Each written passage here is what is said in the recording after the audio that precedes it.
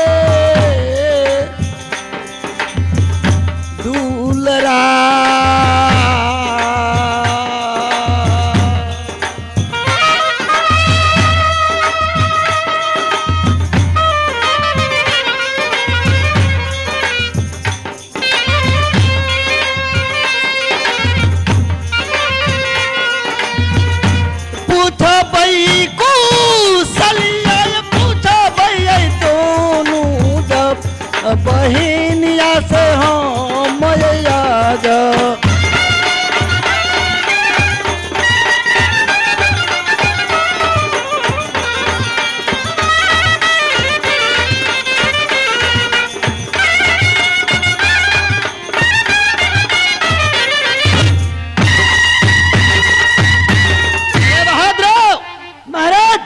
तुम यहां से जाओ और सोकिया सुकेशी का बुला करके ले आओ। टाइम कितना हो गया है? सही बात, यह समय मैं जा रहा हूं। टाइम कितना की यह आपकी प्रतिज्ञा है?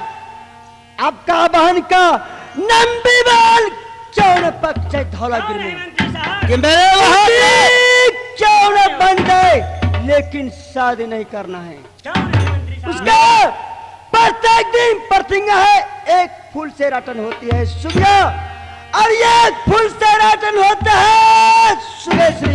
कि मेरे बहादुर मालिक या घड़ी में टाइम देखो, टाइम कितना हो रहा है। टाइम अभी 75 मैं उसे बजा। फूल से मैं जोक करूंगा।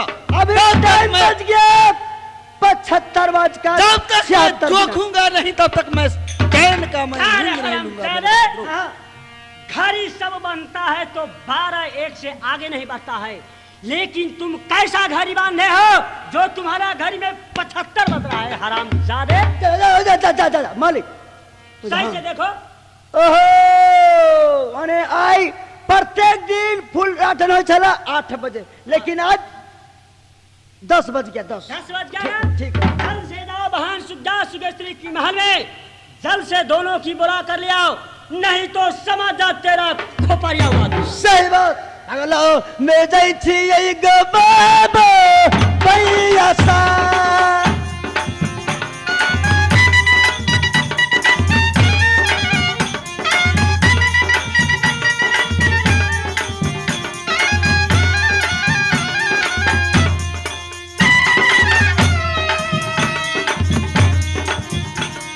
या बगा रात में क्या लहटा में गई जई छिया।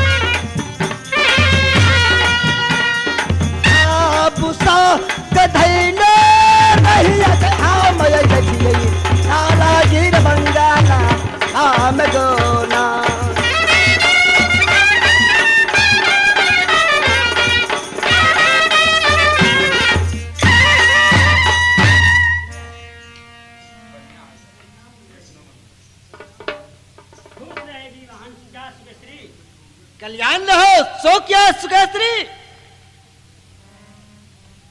मेरे बहादुर महाराज,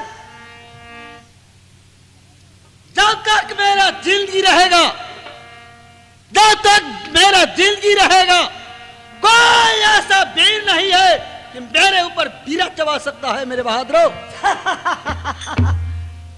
इस तानागिर में 25 हाथी का बल है तरब का, यार 20 हाथी का बल है यरब का, और 15 हाथी का बल है मंत्री का। मेरे बहादुर और माई के लाल, जो अगर दुश्मन मेरे बहन के ऊपर औड़ी बताया, उस कबीरों को मैंने काट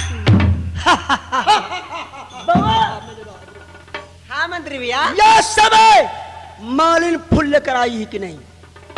भैया अभी तक नहीं लो। मालिन अभी तक फूल लेके नहीं आई है। नहीं।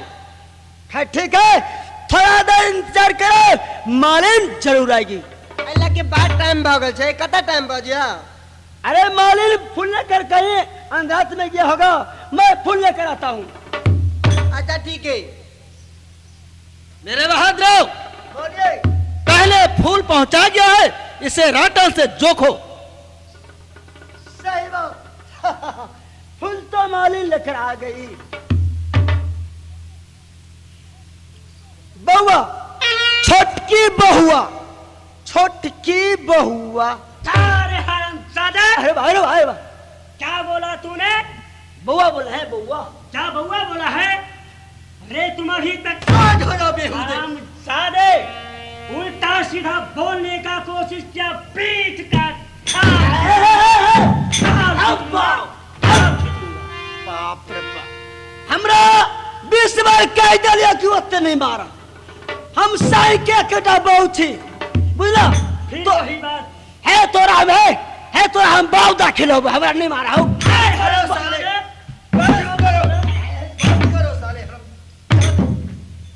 उल्टा सीधा बोलने का कोशिश करता है। रे किसको पत्नी का 4 ठो पति होता है?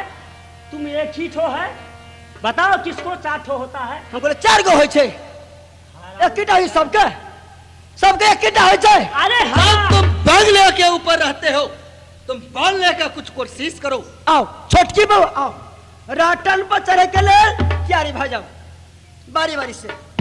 बोला दे 1 2 3।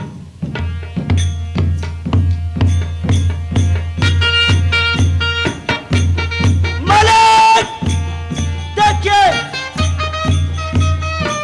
ठीक है।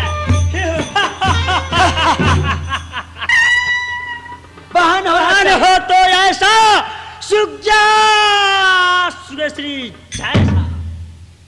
आप जटकी बउआ आओ, अपने अपने राटन पर चढ़े के ले क्यारी भाई जाओ। देखिए मालिक, ठीक है, साइड करो। सही बात। कौन है चलो। मंत्री साहब? रे बहन हो तो ऐसा सुजा सुरेश्री जैसा। नया फूल इधर, नया फूल उधर, एकदम राइट के राइट। राइट का राइट। मेरे बहन, हाँ भैया जी।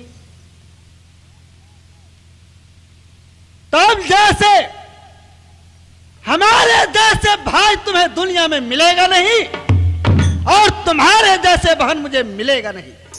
हाँ भैया जी, ये बात ठीक है।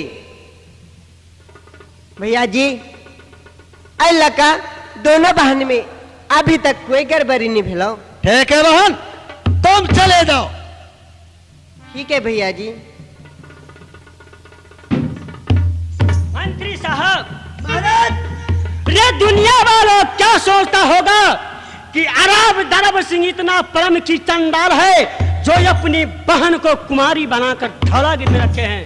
लेकिन नहीं, दुनिया वालों का ये समझ का भूल है।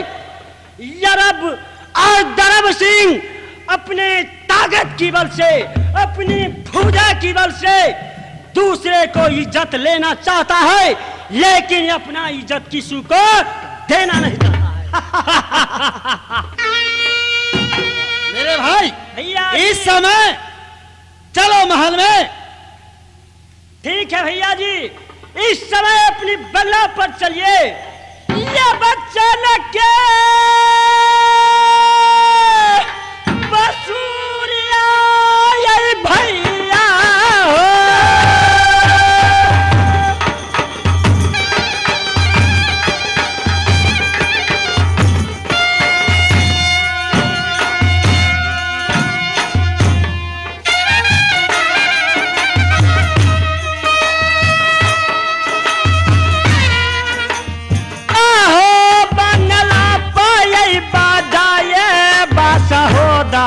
सहोदरा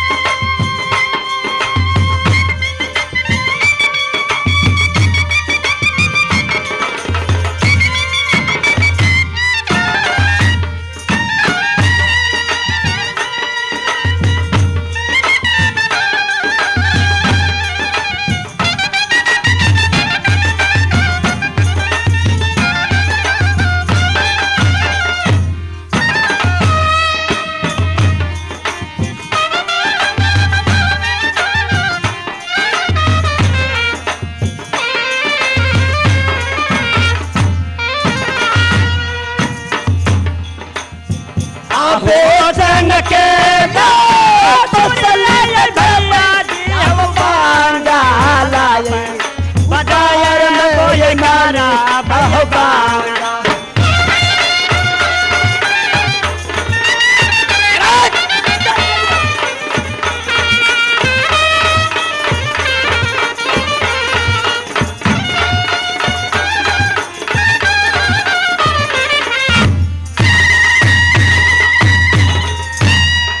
भैया चलो रे महल में भैया मेरे भाई भैया जी रे खाना रे बना के प्यारी बतिया ज्योति होगी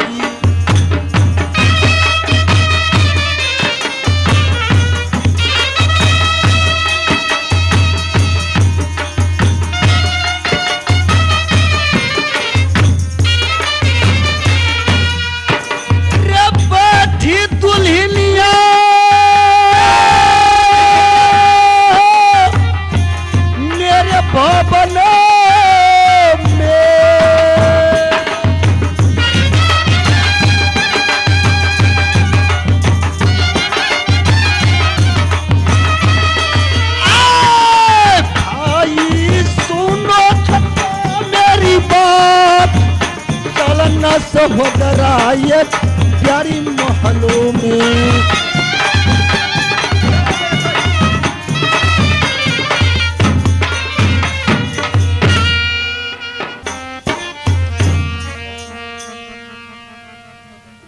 घर का तो धौलागिरी बंगाल और मैं के नाम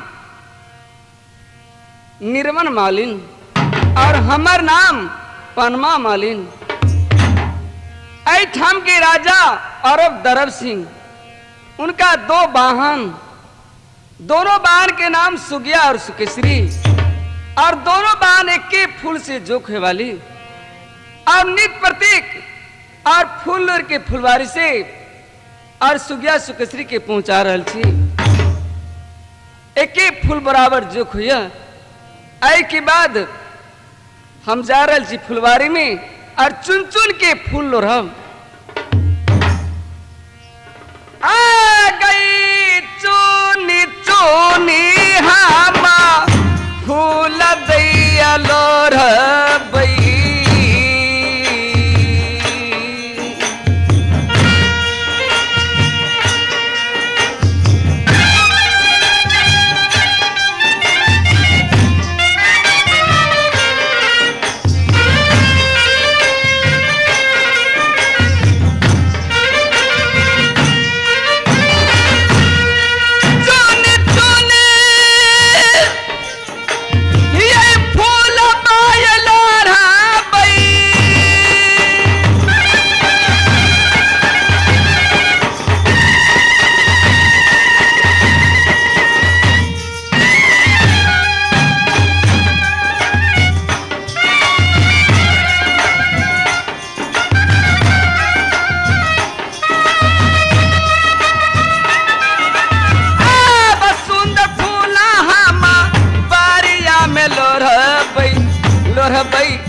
लोढ़बई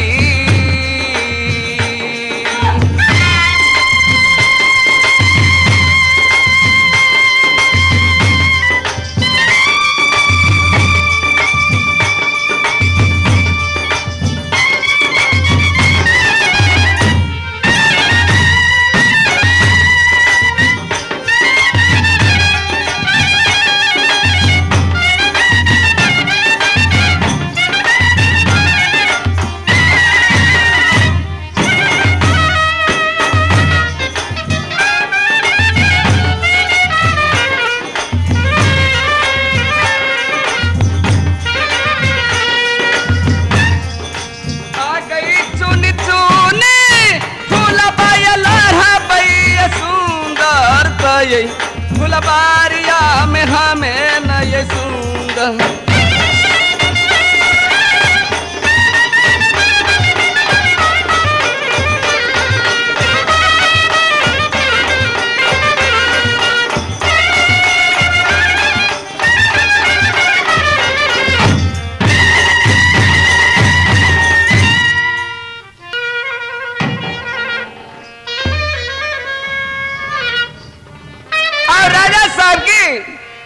12 बीघा की फुलवारी, हर एको रंग के फूले फुलवारी में, लाले पीरे हले गुलाबी। ऐ फुलवारी में और चुन चुन के फूल लो रहल छी।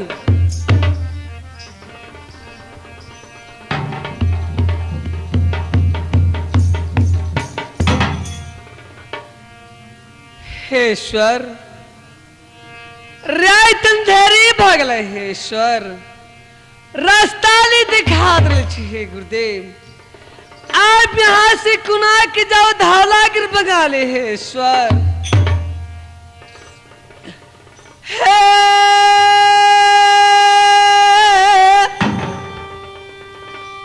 कारबै जे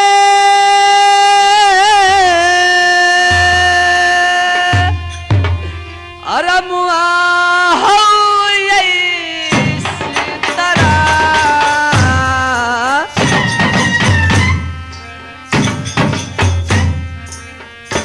आही फूला यही बारी या में हो गुरुदेव।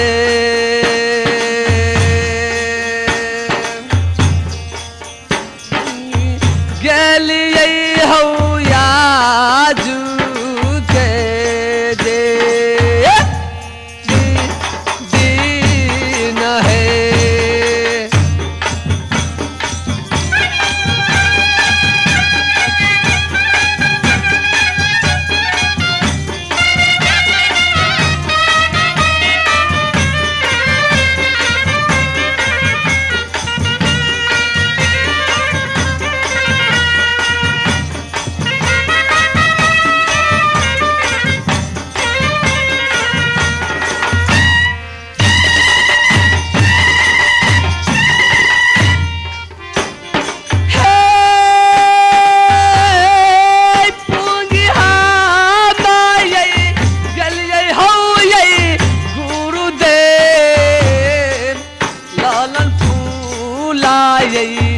बारी या में हो सीताराम, भूमि गेलिए हो याजू के जे।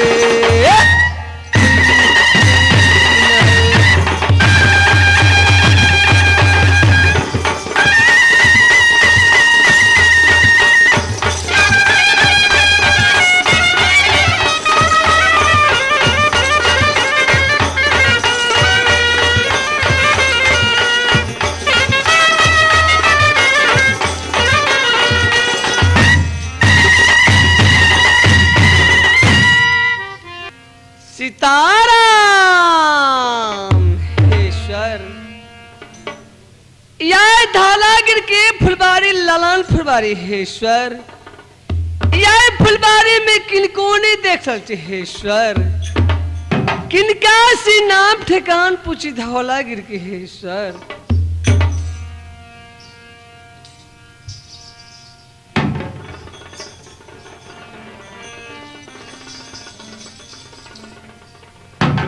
फुलवारी में इतने दिन से कोई नहीं अभी छला, लेकिन आज फुलवारी में एक मुसाफिर के देख रहा छी। आज बहुत सुंदर मुसाफिर है, लेकिन ये मुसाफिर के जाके ये मुसाफिर से पूछी छी कि कहाँ घर है, की नाम है। ए परदेसी, सीताराम कहाँ घर है। राम राम। राम राम। हे बहन, यह साधु महात्मा के जही धार तही स्थान है बहन। या हमरा ला सपने की कोई चीज के दुख तकलीफ भगल है बहन। आई फुलवारी में तू केकरा ऑर्डर से ला, बिना ऑर्डर के फुलवारी में नहीं कोई आ सके नहीं कोई जा सके। सीताराम। अरब दरब सिंह के डर से। हे बहन, यह साधु महात्मा किनका सा डर लेता है बहन। साधु महात्मा के काम से फुलवारी में आवे के। हे बहन, रात अंधेरी भगल है बहन। ताई के लेके फुलवारी नाशनी मैरल छी बहन। नहीं नहीं, तो अपन ठीक ठीक नाम कहा कि कहाँ घर छो, की नाम छो, केकर बेटा छा, केकर पोता छा। हे बहन, नाम ठिकान बता भी पड़ता है बहन। गिदिया ते नाम ठिकानी कब हो? ई फूल के जे सब के जे तोड़ दल तोरा बाप के फूल छौ हैं? सीताराम। तो केकरा डर से फुलवारी मिले? हे बहन, यह साधु महात्मा किनका डर से आता है बहन? ई फुलवारी और अरब दरब सिंह के, अच्छा, उनका डर से दुनिया वाला नहीं आ सकी नहीं जा सकी। यह फुलवारी अरब दरब सिंह के छे बहन। हाँ हे बहन, ठीक है छे बहन।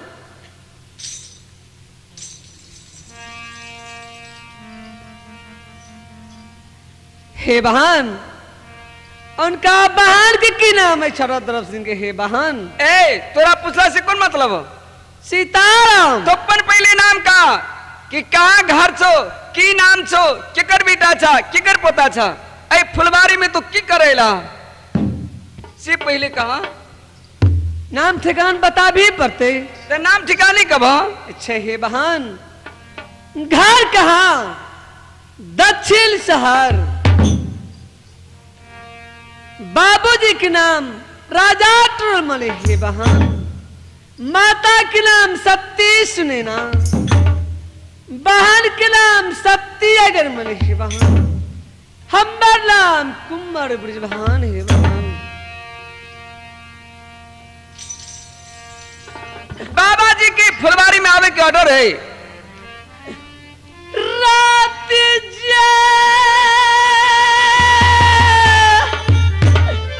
जलधारी है बाहिनी।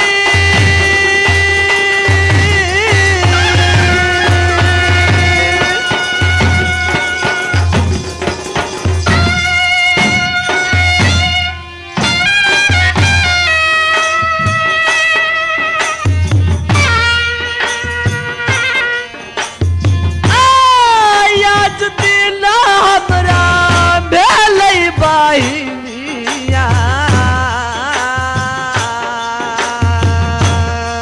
के कराता ये डर से ये चोरबा रे।